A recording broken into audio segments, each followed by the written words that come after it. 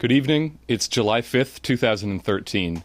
My name is Matthew Ogden, and I'd like to welcome all of you viewing this webcast to the most recent in our series of Friday evening live broadcasts featuring Mr. Lyndon LaRouche.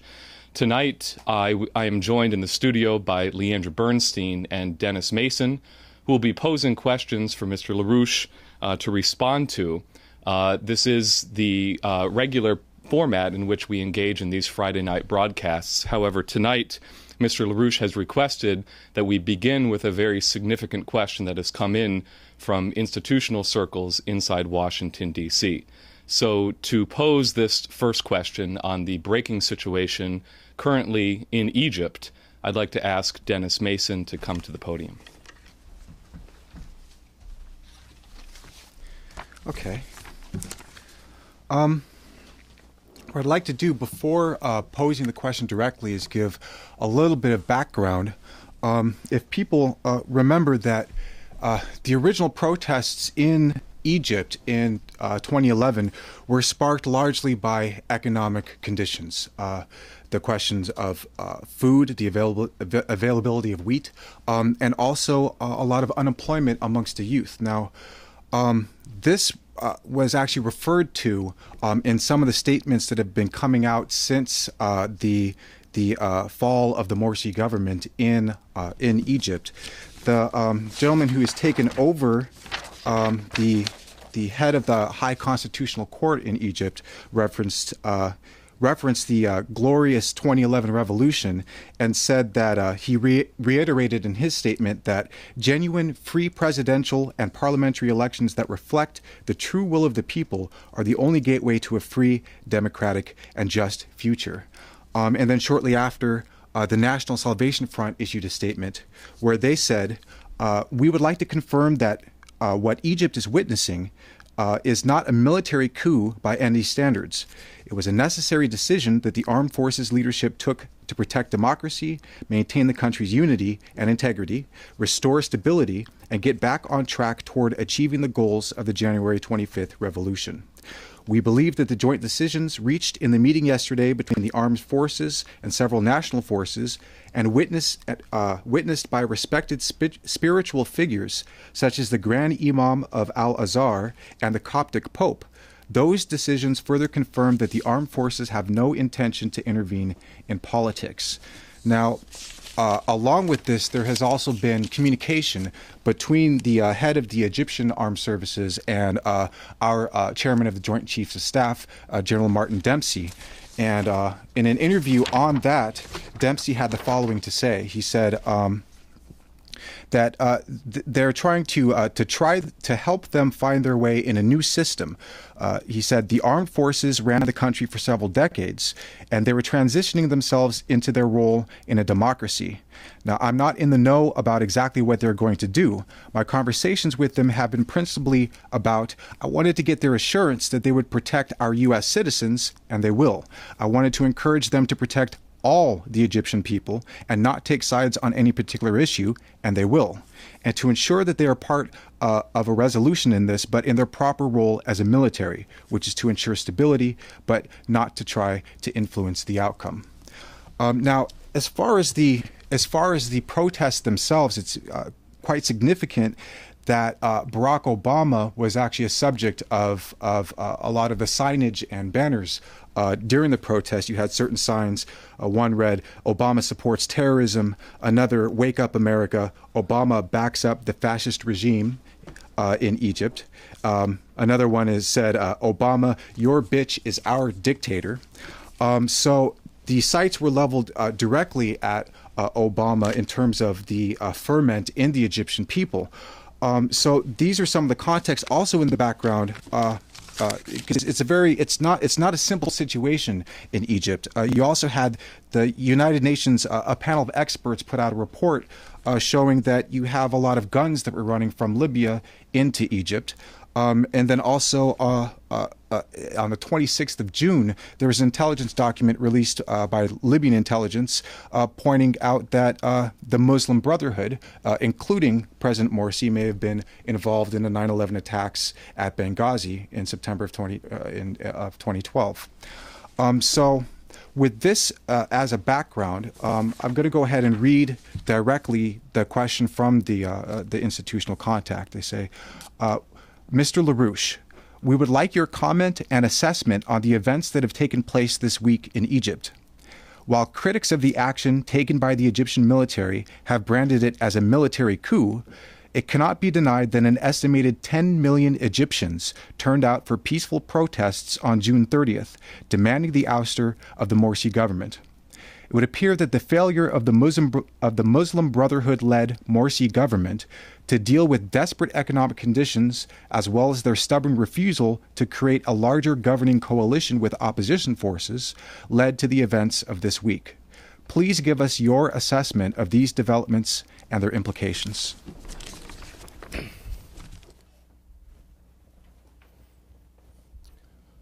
All is on a stage.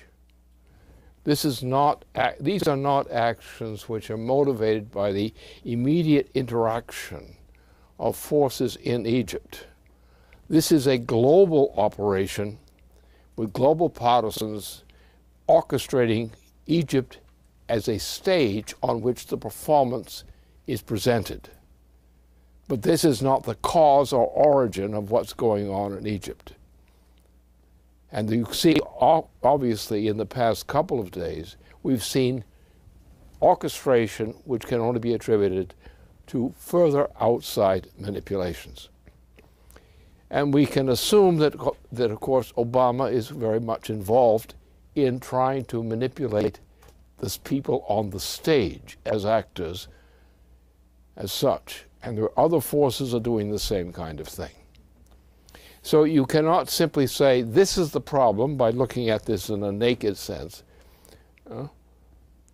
But you have to figure out who is doing what from behind the scenes, because that's what this thing is. Now, therefore, you cannot make a deductive assessment of what was going on in Egypt per se. You have to look at the larger stage. You have to look at what the issues are on the larger stage, behind the stage. And that's the only way to understand this. What happened was a successful, in the short term, staging was pulled. The U.S. military played a role together with the Egyptian military and others to try to pull something off which would be a peaceful solution to what was being done to try to create a crisis which would spread throughout the whole region. So therefore the peace was achieved. The people who spoke were at peace, largely at peace at least. What happened? Well, somebody else put a hand in and changed everything. So now, in the recent 2 days, the 48 hours, there's been a change in the situation because somebody orchestrated to create the effect of a change in the situation. The change in the situation did not occur in Egypt. It occurred in those who were pulling strings from outside into Egypt. And that's the way we have to look at this thing. Now, of course, Obama's a key factor. The British are a factor.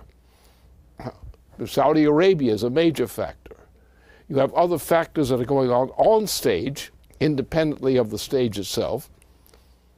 And you have all kinds of interventions. So the point is now is to realize that we cannot sit and hope in any case that we're going to achieve, as we did a few days ago, a success. But that success was not conclusive. Not because of the people on the stage, but the people who are maneuvering things from behind the stage, including Obama. Obama's in a very critical condition. He's losing the ability to control the situation more and more. His backers are finding it more difficult to control the situation behind him more and more. This thing can go in any number of directions. It can be very explosive. The factors here are all in a panic state. So that's the way we have to see it. We have to see this not as what is on stage is the reality. You're going to have to see from behind what's on stage. The reality you cannot see. You cannot see what is being done off stage. You may get some information, but it's not conclusive because it's always only partial. And there may be a dumb factor in there that you don't know about. But what you're getting now is the fact of the matter is, number one, the situation in Egypt continues to be unstable because of outside interventions, which we may know in part, but not necessarily in entirety. We do not know the number of kinds of interventions which are being made. We do not know what the Libyan effect is going to be on Egypt. We do not know in other parts of neighboring Africa. We don't know what's going on in the Middle East. We don't know what the schemes are behind this and that. Well, we are now batting flies, is what it essentially amounts to. And we have to understand the fact that we have not reached a point of stability in any sense. What was done in Egypt to pacify the situation was an accomplishment. It is a permanent contribution to whatever the outcome is, but it has not yet defined what the ultimate outcome will be. We have to be prepared for anything. We're in that kind of time. Don't panic. Don't take things for granted. Don't assume there's a control in sight. Don't assume there may not be even a thermonuclear war, which General Martin Dempsey and others have collaborated to try to prevent.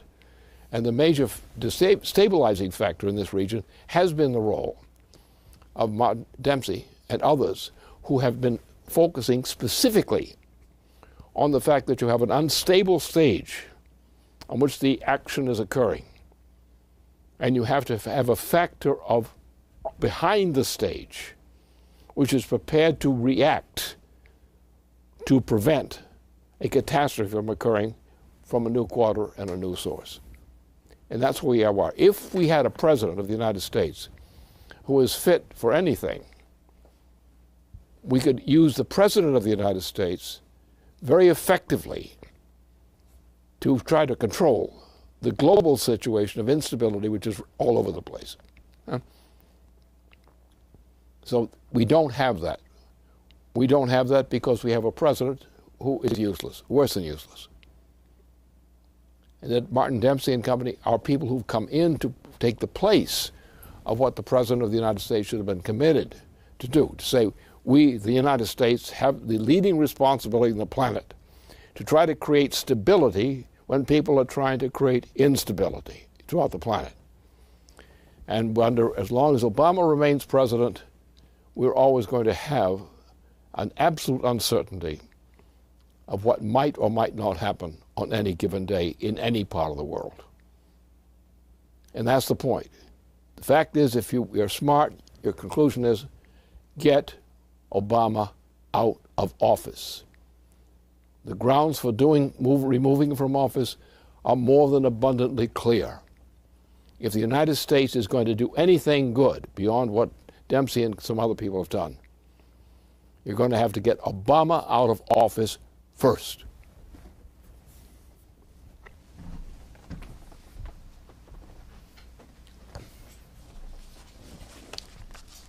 All right. Well, I would like to address one of the currents of instability at play on stage right now, and it's a faction who is committed to reducing the world population. It's something that we've addressed often on this program, and so this question is on the issue of environmentalism. And when we're talking about environmentalism, we're not talking about the environment, protecting the environment, using renewable fuels, carbon capping. What's being discussed is, in fact, population reduction.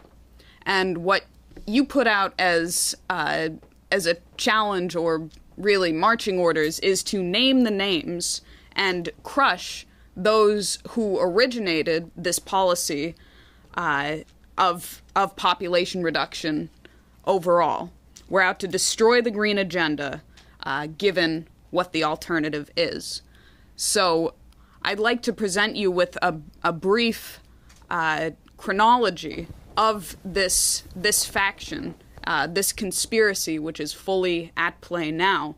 And it begins with the post-FDR shift, which was the FDR period was typified by the population boom, the baby boom, technology boom, especially the incarnation of nuclear power. But as Roosevelt left stage, you could say, Julian Huxley, the first president of UNESCO, the United Nations Education, Science, and Cultural Organization, established the intention to repopularize something that had gone terribly out of fashion with Adolf Hitler, namely eugenics. He stated explicitly that any radical eugenic policy will be, for many years, politically and psychologically impossible, but the job of UNESCO under his leadership would be to make the impossible possible. He said, after setting up the Wildlife Conservation Special Committee, which was one of the seed crystals of the worldwide green movement, he said that the lowest strata are reproducing too fast. Therefore, they must not have too easy access to relief or hospital treatment, lest the removal of the last check on natural selection should make it too easy for children to be produced or survive. Long unemployment should be grounds for sterilization. Now, I'll just mention that the Bureau of Labor Statistics monthly report came out today, and in June, the long-term unemployment in the United States remained unchanged from May at 4.3 million people who have been out of work for 6 months or longer. I'm just stating a fact. So you have, from Julian Huxley, you have 1961, the creation of the World Wildlife Fund, launched by Prince Bernhard, Prince Philip, with the collaboration of another brother, Julian Huxley, who was a longtime leader in the eugenics movement and the president of the British Eugenics Society. And this apparatus began to fund the creation of worldwide environmental organizations. The World Wildlife Fund, the City of London, the largest cartels, Wall Street, and charitable foundations poured money into these environmentalist organizations, the Josiah Macy Foundation, Meadows and Forester, Club of Rome, Limits to Growth, Sierra Club, grants to numerous, almost uncountable green organizations to, in part, shut down nuclear power, promote environmentalism, and, as stated, promote eugenics. Now, this gets us into the 1970s, which we've discussed as the beginning of the Bush era, and we're not quite out of the Bushes yet. In the 70s, George Herbert Walker Bush chaired hearings on his task force on Earth resources and population. And before that committee, he brought two well-known eugenics professors and asked them to explain how high birth rates for African Americans were downbreeding our people. And that goes on. I mean, it goes on from into the role of Prescott Bush in financing the American arm of the British Eugenics Society. He was a treasurer, Prescott Bush, of the first national Planned Parenthood campaign. George H.W. Bush has also been well known as Rubbers Bush, but, well, you can find the documentation on that. So this continues when George Bush, the first President Bush, was a UN ambassador and head of the giving money to the United Nations Fund for Population Activities. When he functioned as a virtual ambassador to China, he said that new discoveries in birth control and sterilization would be a fine way for China to deal with all basically its problems. His counterpart in China said, actually, controlling population isn't so much a problem as ensuring sufficient grain production. So, and this goes on and on into the Obama administration. Obama goes to Copenhagen, 2009, endorses the event, an event sponsored almost entirely by groups under Prince Philip, the World Wildlife Fund and the Optimum Population Trust Fund, which is on the record calling for 5.5 billion fewer people on the planet Earth. Obama's advisors, as we've discussed before, John Holdren and Paul Ehrlich, are both on the record for mass population reduction and forced sterilization. And then most recently, Obama, on his trip to Africa, noted that the planet will boil over if the people of Africa are allowed a first world standard of living. If everyone's raising living standards to the point where everybody's got a car and everybody's got air conditioning and everybody has got a big house, well, the planet will boil over, says Obama. Now, I'd like you to address this, how it's affected policies, education, the mindset, even life expectancy, and how we defeat this ongoing conspiracy. Okay. Well, the first thing you have to do is you have to take all these things that you just went through as a roster and say it's all a fake. It has nothing to do with anything except it's a good brainwashing operation. It is not the subject. Look, see, the point is, none of these guys really apply physical science. They have no interest, no conception of physical science. Think a very simple thing about human beings and animals and things like that. Now, the human being is unique. Only the human being is capable of increasing the temperature of human activity. The only thing that is human is distinguished in primitive sources by the fact that there's a fire burning, or was burning, at the time this guy, who was not an animal but was human. How do you know that? Because he set fire for his fireplace. So therefore, and then you take the history of life, the history of human life. What's happening? The increase of the energy flux density per capita and per square kilometer is the factor that determines human progress and human survival. Huh? All this stuff about temperature, all this stuff about energies, all this stuff that's done by the green people, it is not only a lie, it's a complete change of subject from reality to fantasy. The only thing that's true about this is they want to kill people. Now, why do they want to kill people? This is what's called the oligarchical system, which has a deep root, but unfortunately most of the recorded history goes in its background, goes into essentially some other factor. In other words, if mankind is concerned to increase the life expectancy and the conditions of life of human beings, you're going to increase the temperature at which you generate energy. Huh? That's the only thing that's true. Now, what happened is we came into the oligarchical system a long time ago, and it was in many parts of the planet. We know cases of this sort of thing. We don't know all the cases. We don't have the whole story because people weren't intelligent enough to be able to tell us that story. They weren't allowed to. But we had a division in population called the oligarchical system. A small group of people dominates and even eats other people. And the main thing is those who are doing the eating want to keep the other people stupid, so they can't know how to do things, to cheat them of the ability to use fire in an intelligent way, that sort of thing.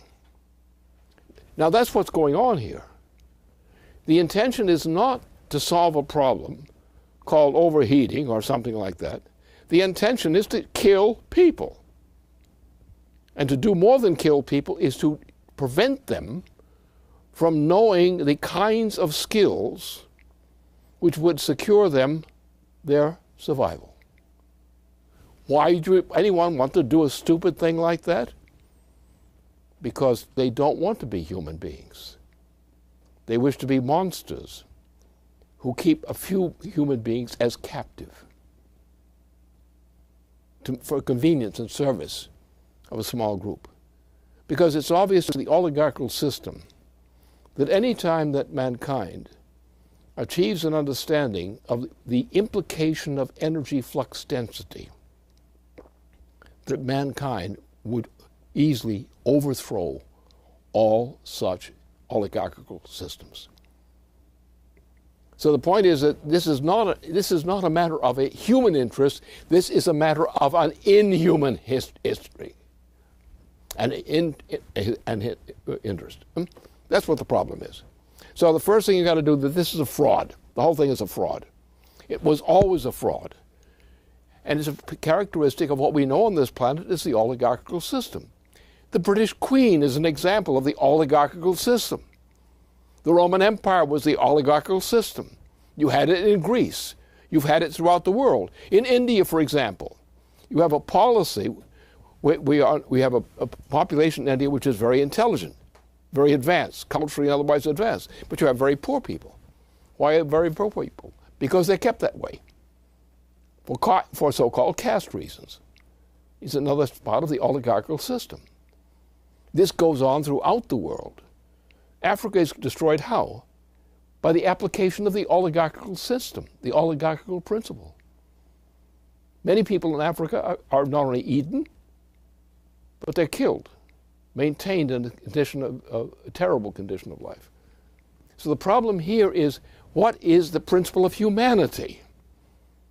And the human being is absolutely unique. It's the only form of life which we know which has the voluntary capability of increasing the energy flux density per capita and per square kilometer. Only mankind can do that. So therefore, the issue is, are you allowing mankind to become skilled or not? Now let's take the case of the green policy inside the United States. Or the green policy is a fraud. Why are they using food and turning it into gasoline? Why? Because they want to destroy the society. They want to establish an oligarchical system which reduces the size of society through mass murderous means in order to maintain a system which is free of free people. They're going to allow some people, but they're going to kill people over a certain age, and that's easily done by starvation and other diseases and other kinds of means, which is precisely what this problem is. This is the oligarchical system. If you don't understand the history of the oligarchical system, you don't understand anything about what's going on in the United States and Europe and elsewhere today. It is not a problem. They are the problem. Anyone who is cutting the energy flux density per capita in society is a murderer. And there's no way you can justify that in science. So the fact that you have people who have no idea what science is, and most of the people out there today have absolutely no competent idea of what science means, even on an 18th century or 19th century level. No idea whatsoever. So the problem here is that people are induced to believe that the name of the issue is this or that, and it's nothing to do at all to do with it. The point is, you've got, if you do what I will do, even at my age, I'm limited, should we say, but even what I would do is to increase the energy flux density per capita of the population of the planet. How would I do that? By going to higher orders of energy flux density. And what I'm working on in particular involves a cultural problem, which I know, and which some other people who are predecessors of my existence also understood. And what I'm doing with some of our people in the basement is discussing precisely this thing. We have the potentiality of access to increasing again the energy flux density per capita of mankind. If we're going to deal with threats from outside Earth itself, we're going to have to do that. We're going to have to increase the energy flux density level of mankind's existence. Then we can deal with some of these problems. So if you want to improve mankind's life, you have to increase the energy flux density to the equivalent of a much higher temperature, but a temperature expressed in a form that mankind to deal with. And that's the problem here. You have one issue is used to cause you to submit to a certain kind of thing which will destroy you. That's the only purpose of the green policy. The purpose of the green policy is to kill people. Why do they want to kill people? Because they want to maintain a certain kind of society called the oligarchical society as the ruling society throughout the planet. So these guys are coming to eat you. It's not that they think that you're bothering them. They want to eat you. That is, they want to kill you and leave only a few stupid people who don't know what they're doing, who have almost no technology, who are simply the slaves of an oligarchical minority. That's what this is all about. There is no honor in any of this that's being done. No person who is following the green policy is an honorable person, because what they're committing is committing a deliberate, intentional fraud. Now, they may not know it's a fraud because they're too stupid to know it's a fraud. But don't believe in this energy flux, this energy question. It's a complete fraud. It has no truth in it whatsoever, and never did. What you're looking at is the ancient legend of the oligarchical system. The siege of Troy, for example, and things like that. And it's a question of some people who consider themselves what we call today oligarchs, wish to dominate the planet and not have trouble from weaklings, or people who are weak because they don't know how to do things. So they say, kill the people who know too much. Then we can control the survivors. And we want to go back to that kind of society which is less, much less, than 1 billion people on this planet. That's what the issue is. Everything else about that discussion is a complete, utter fraud.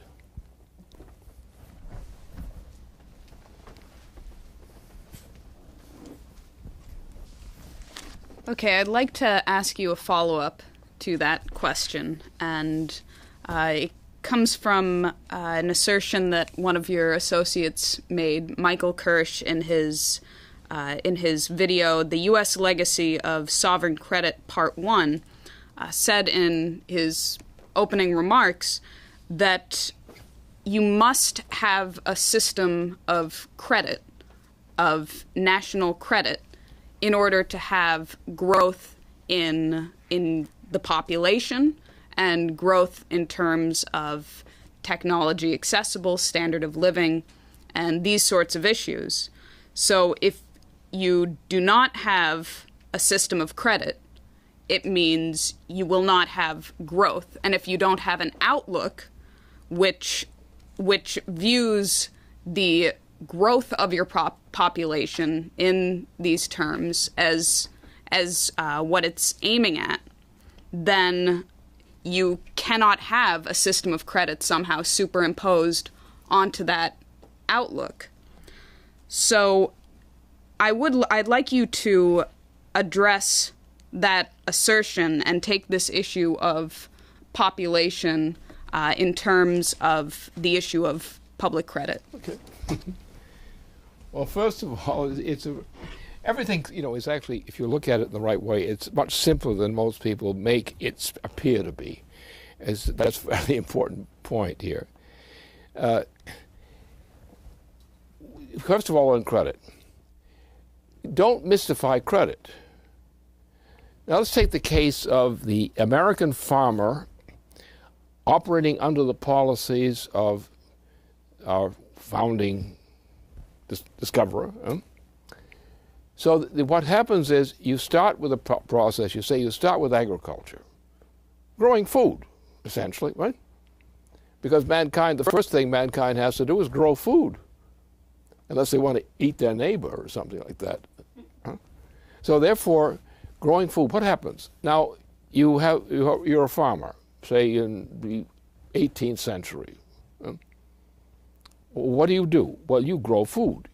What do? You develop the means to grow food on the basis of what you can get from the farmland, and what you can get from utensils and so forth, which you can use, which help you use farming. Okay, so you start there. Now, when you grow food, you have a period where you put the season starts, and you plant the stuff, and you cultivate the stuff, and so forth, and you harvest food. Now, you're in a society, and now you have a society which is going to progress. Why is it going to progress? Because it's going to develop things which are useful for food growers, in effect, the food growers. So you will get machinery and other things which enable you as a farmer to do things which increase your productivity. Right? Now, but then you add to say, well, if I want to increase my productivity some more, I've got to go to my neighbor and work out a deal in technology where I'm producing things that are useful for the farm community, the food growing community. Forestry, all the whole works. So therefore you plant a crop according to the season. You come to a point where the harvest time has come, say October, typical thing. Now what do? You bring the food to market. So you sell the food that you sell to market. Simple. Now what happens? But what do you pay? Well, the guy who is making the utensils and doing similar things like that in production outside of agriculture is going to pay for what you produce as food. Not only for himself, the farmer, but for the one who processes the product of the farmer's labor and so forth, or the supplies. So therefore, the inherent thing of a non-oligarchical society is that everybody contributes to everybody's profession. That's a necessary part of the whole business, and expands the number of professions available. This means that the result is that you now produce the food, that's a value, but you also are going to use that value to make machinery and so forth, which increases the productivity of society. So it's not a policy of you're going to do this or you're going to do that. It's a policy of how do you take the total effort of mankind to maintain and increase the productivity of life, of human life, and other forms of life. This means that the total amount that you're getting paid for in terms of the product includes this interaction. So it's not a mystery that you have to have somebody coming around with a stick and beating people up and saying this is what the price will be. It comes out as a natural price, and in a discussion which was made by the founder of our system, and that's the system. So therefore, what we have to do is what is it we don't need? What are we paying for that we don't need in society? Something we could eliminate, and it would make things cost less for most people. Wall Street, for example. Eliminate Wall Street. And any banking system that has not eliminated Wall Street should be eliminated by natural methods. It's not worth paying for. So therefore, the idea is to eliminate Wall Street, and that's what we have to do now. If we want to save the United States, well, the first thing we have to do is eliminate Wall Street. Just plain eliminate it. It doesn't produce anything to feed people, quite the contrary. It's nothing but a bloodsucker on mankind. We don't need that kind of banking. We never did need it. And we're not going to pay for it. Because we're going to have a policy which is based on, there are components of productivity, which we know as human beings, as a society, we know these things interact and are interdependent. We want those interdependent things to improve, to grow, to improve. And that's our system. That's the system of Alexander Hamilton. If you recall that when the Constitution was being implemented and they tried to turn the Constitution into a system, that was exactly what was done. And the papers there are all there still. The recipes are all there. There's no mystery about this. Alexander Hamilton understood the whole thing. And he laid it out, and that's what works. What the problem was, Europeans were largely tied in heavily into oligarchical systems. And these oligarchical systems, which are predatory in nature, instinctively predatory in nature, created a situation where we in the United States, in the Americas earlier and in the United States, were faced with a European system which was rotten, wildly wasteful, overpriced, everything. We could do cheaper. Our production, during the Civil War, for example, our growth in agriculture and other things during the course of the Civil War produced one of the greatest and fastest increases in productivity and development in the United States that the world had ever seen. And we've done that a couple of times also. Under Roosevelt, for example, the way Roosevelt dealt with the problem worked in a similar way. It wasn't spelled out the way I've spelled it out exactly, but most of the people who were doing that, like Wallace and so forth, understood exactly what this is. Mankind's source of income is producing the kinds of things that make him more productive. That's a very simple concept, which the Europeans tend not to have. The Europeans have been influenced by progress in that direction, often, different parts of the world. But we in the United States were unique in this respect. And what happened with the Massachusetts Bay Colony in the time before the Dutch crushed it was the same similar kind of thing. This has spilled over into Europe. We have whole parts of Europe which have been influenced by the American sources, but by the similar kinds of things which have developed in other ways inside Europe. So this is our system. This is the American system, with European and other kinds of cultures which do or try to do the same thing, more or less the same thing. The problem has been that the British interest, people like all kinds of people in the United States who have tried to crush that. The problem is that our people have lost because they're brainwashed. They believe in being brainwashed, and therefore they don't realize how elementary the principle is, at least on this level. The same thing applies on a higher level, but without going into those higher levels of sophistication. That's the situation. If we understand what Alexander Hamilton did to make it possible for the United States economy to actually work, and we simply get into that insight, it has nothing to do with how you deal with money. You try to find a natural idea of the use of money exactly as Alexander Hamilton spelled out in his papers, his published papers. It's all there. And it's natural in the sense that the relations of production, or the interrelations of production and progress, dictate that. It's the only way to do things.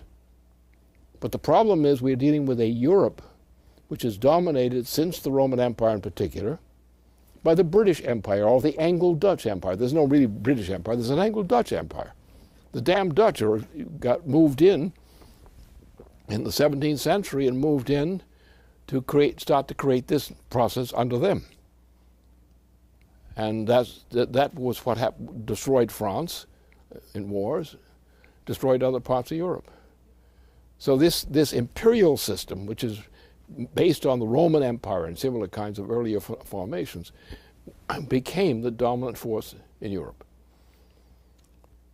And that's what the issue is.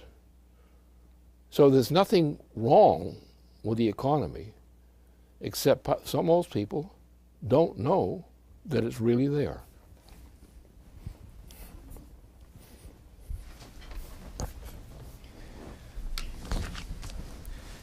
So I want to come back to perhaps one of the most prominent British operatives in the United States right now, Barack Obama, who's losing his ability, as you said earlier on, to actually influence things behind the scenes, especially as this Snowden case keeps rolling along, so to speak. One thing that we've had in terms of internationally is that on July 2nd, the president of Bolivia was leaving Moscow, heading back to Bolivia, and because it was believed that there was a possibility that Snowden might be on his plane, he was not allowed to enter Italian, French, or Portuguese airspace. And then because you can't get to Moscow, to South America in one shot, you have to refuel. They made an emergency landing in Vienna, where then they were stranded for 14 hours. Now, in a press conference on the ground there, Morales said that the United States and almost all European countries have intelligence services. And this person, Snowden, is not a suitcase or a fly that I can stash in an airplane and take him with me to Bolivia. This is a pretext to threaten, to intimidate, a pretext to silence us in our fight against the economic policies of looting, of domination and intervention. I am not a criminal. And now you've had continued blowback in South America on what happened there on the 2nd. The ambassador to the UN from Bolivia called this an act of aggression, said that, rightly, that the delegation and the president's lives were in danger. There's a violation of the rules of international law. The president of Argentina, Cristina Kirchner, in a tweet said, definitely they are all insane. A head of state and his plane have total immunity. This degree of impunity cannot be allowed. Rafael Correa, who's the president of Ecuador, said that we are all Bolivia. These are decisive hours for UNASUR, and UNASUR is the Association of South American Nations. And he said, either we graduate from being colonies or vindicate our independence, sovereignty, and dignity. And there was an emergency session of UNASUR, which was convened. I don't have the details on what has come out of that. But this has created huge blowback on the international stage to Barack Obama, and you can add to that that there was a microphone found in the office of the ambassador of Ecuador in London this past June 16th. So these things just keep piling up on the international side of things. There are also things here in the United States, but if you could give some insights into this continuing process. Well, it's something that the United States really has to deal with. And the problem, as everyone knows, is centered in Obama. Obama is the problem. Otherwise, there's not a problem. Now, what's happened, of course, is that the United States has done things which are really stupid. And some young people who are not really stupid have looked at these things. Some of them have become quite skilled at certain things. And they became part of the services, the intelligence services of the United States. And they had certain special kinds of skills, and they worked cheaply relative to other people doing the same kind of work. And so they became a significant factor in the economy of the United States. So you have this large number of young people who have come through this process where they have high skills and they have been used. Since they have been used, the techniques they have used are known. And they were encouraged to develop these techniques because they were sort of, nuts of a certain type, a special kind of nut. And therefore they had a certain kind of skill that they developed, which is otherwise is not developed in that particular form. And so you have a whole array of people with this special category of skills, which are related, among other things, to the work of the intelligence services. And since they work cheaply, all the more. So now they turn around and say, well, we're doing this work. Now we're a little bit frank, creaky the way we are, but we're creaky as we are, we can do things. And we can do this. We're good at intelligence work. We're good at handling the gambling aspect of intelligence work, like statistical kind of stuff. And so they turn around, they say, hey, the people of the United States, we're seeing day by day what the government is doing to the people of the United States.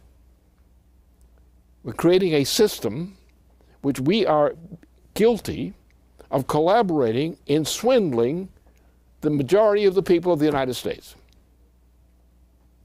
And on this basis, this one Snowden, among others of this type, have in unknown quantities of their large population, relatively speaking, have been mustering this skill and saying, we know that our government and our people are being cheated by evil thieves, of which Obama is the leading case. So, leading case Obama, we're going to bring him down to his knees because we're saying this has to stop. This lying and cheating has to stop. And so they have a system, which they've talked about. I haven't seen the details of the system, but I pick up all these little factors in there. And you have a number of people who have ganged together. They have not given their identities to the public, but they have this set of skills, this skill set, so-called. And they're using the skill set to create a crisis for the President of the United States, who they consider the criminal that has to be ousted. Now, they're not there to steal anything, to do anything of that sort to the United States government. They want to be rid of the current President of the United States, and every decent member of the United States society wants these guys ousted too, wants this guy out him. Obama's got to go. He's got to be thrown out of office. And the only thing that keeps him there, Obama has no real skills. The man is not intelligent. He's a freak, not an intelligent person. And thus, he has this role he's played, but he's only a freak for some jerks in Chicago and for the Queen of England. That's all he is. He has no real skills of any significance. You wouldn't vote for him if you knew what he was. You wouldn't want him around.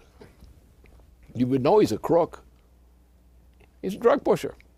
That's how he got elected president, by being a drug pusher. It was one of his British skills. So anyway, the point is, it's come to the point that the issue here is Snowden and company by themselves are not trying to make a revolution. They don't have that particular kind of ability at this time. What they're trying to do is create a process of embarrassing this crooked president we have, which they know is a damn crook and a liar, They also know that George W. Bush, he's now less able to move around, shall we say, and his silly son, who's a nasty little creature, are impediments. And therefore, let's get rid of this bunch of hoodlums associated with what the Bushes and Obama, and let's go back and throw them out of office, because all the evidence requires that they should be thrown out of office. And just have a little cleanup. And the way to do it is very simply. The first thing we have to do, we got to flank this thing. And the flank we can pull is, guess what? Glass-Steagall. Glass-Steagall, which as designed very carefully by Franklin Roosevelt and applied by him, restored now would mean that all of this make-believe money, the so-called Wall Street money and similar kinds of money, are obligations which no one has tried to pay. So therefore, if you simply said, well, you've got all this debt here you've listed, you've got all these obligations you've listed, you've never paid these off. When are you going to pay off these debts which were never really secured? What if we demand that you come to grips with reality? We want to know, what did you really get in payment as earned, yours, net? And what did you not pay? Well, let's say the time has come, after all these years, that the time has come to get this debt paid off. Well, how will we do that? Well, we're never going to be able to pay it off, because these clowns will never be able to pay it off. But we look at them, and if what they are unable to pay in a suitable time, a reasonable time, if they don't pay it and can't pay it, we're going to say you've got to cancel it. Now, we're not going to do bail-ins or bail-outs. We're going to cancel the worthless debt of the speculators. Because if they cannot pay up their obligations, public obligations, in a reasonable period of time, we have to say they have defaulted on their debts.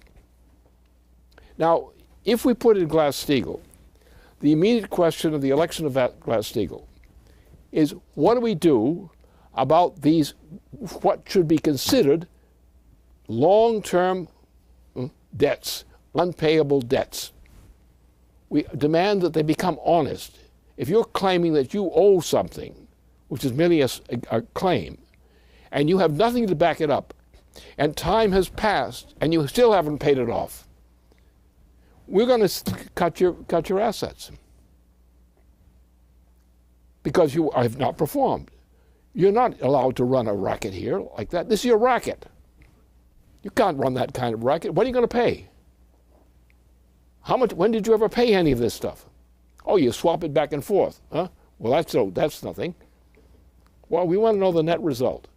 How much have you actually paid on the debts which you claim you have? Not? What do we do with the debts?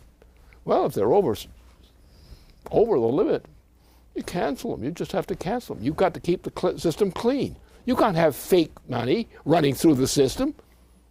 That's hyperinflationary. So you tell them how much, here's the percentile. We want to know the age of your unpaid debts. We want to know the net amount of those unpaid debts. We will now go into law and decide what are the ways in reducing these unworthy debts. And once we've decided on that, we're going to do it. In the meantime, if we put Glass-Steagall into place, I know exactly how to deal with this situation. There's no problem. We've discussed it. We just go and get a credit system, which is what Glass-Steagall is. Now, if we understand the credit system, and Glass-Steagall embodies the credit system, except most people don't understand how that works. There are bankers who do understand how that will work. The reason it doesn't work now is because this other system, the completely different system, which is nothing but a swindle, got in. Now this has a history. There was a history in the United States in which we began to introduce gambling in various kinds of club schemes and so forth. We introduced this as a way of people getting money, gambling. So we opened up all these kinds of casinos in Indian reservations and elsewhere all over the place, and we had this gambling racket. Now, what happens if we say the gambling racket, it has to be canceled? Why? Because it has no correspondence to the principles of our economy. Gambling, it does not belong in our economy. You shut down the gambling. Huh? You're going to let people play games, innocent games they want to. But the idea of the United States economy being a system based on gambling, that must be stopped. So therefore, all we have to do is pass Glass-Steagall and implement it. Now, we will find out that what's left in the banking system, which is not this crapshoot business, is very limited. And we're going to have trouble finding the resources to build up the productive economy to make up for this change.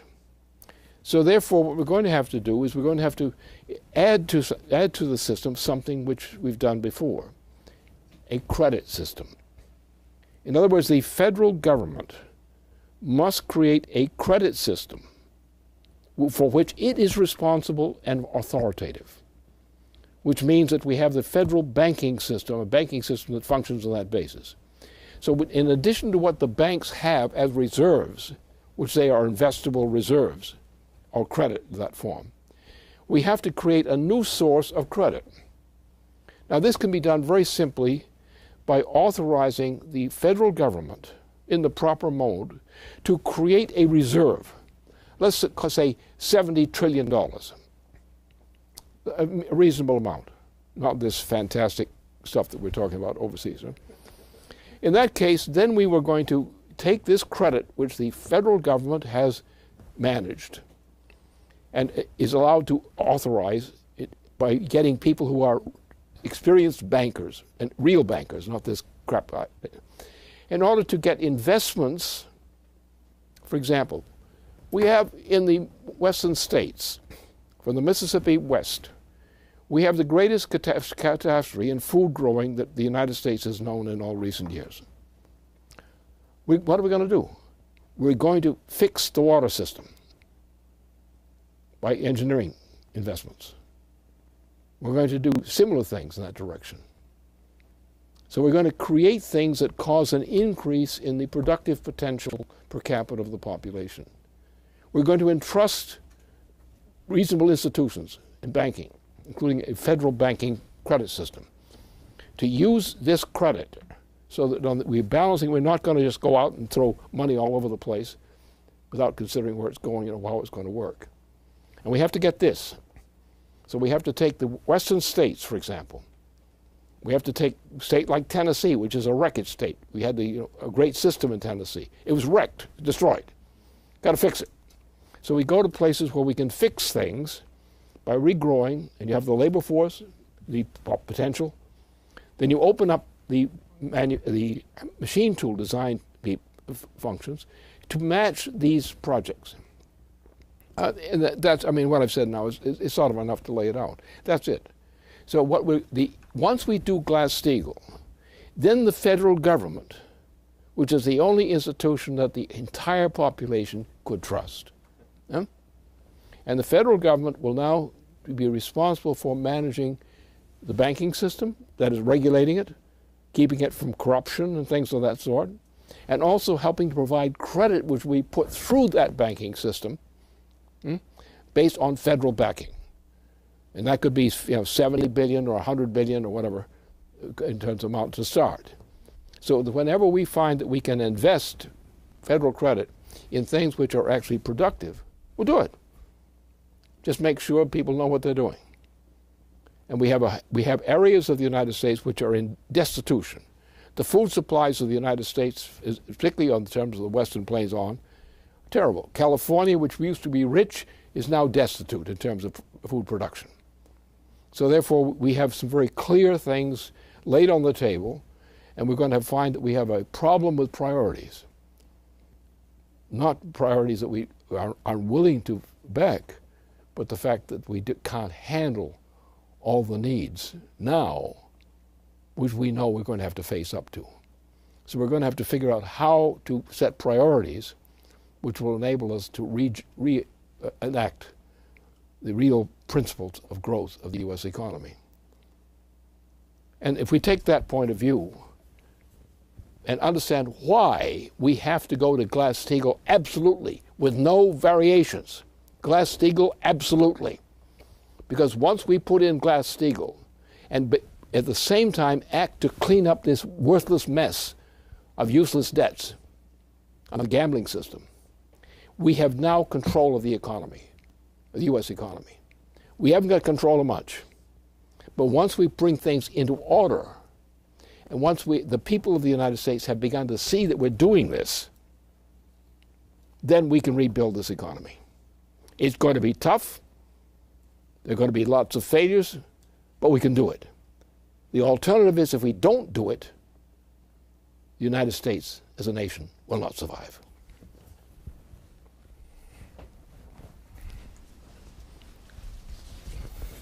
Well, on that note, I will remind people that Congress is coming back to Washington, D.C. for the remainder of July. And so we have our opportunity to carry out, I think, the marching orders that have just been delivered. So I will bring a conclusion to this webcast now. I'd like to thank Leandra and Dennis. I'd like to thank Mr. LaRouche, and I would like to thank all of you viewing. Stay tuned, and we'll see you next week.